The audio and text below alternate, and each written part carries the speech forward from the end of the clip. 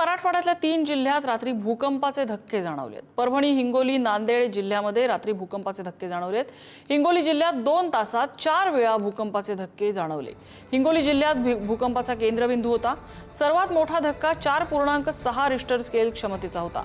भूगर्भात 10 kilometre खोलीवरती भूकंपाचा केंद्रबिंदू होता।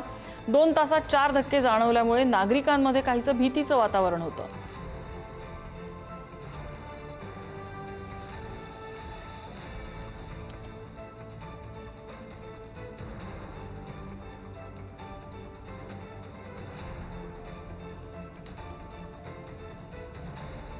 जे आहे आम्हाला 4 वेळा जे आहे ते भूकंपाचे झटके एक्सपिरियन्स झालेले आहे। त्याच्यामध्ये जे आहे आपल्या 1:54 ला एक भूकंपाचा झटका आला होता, 2:17 ला एक भूकंपाचा झटका आला होता। त्याच्यानंतर पण 3:26 पर्यंत जे आहे ते 4 भूकंपाचे झटके आम्हाला जाणवलेले आहे।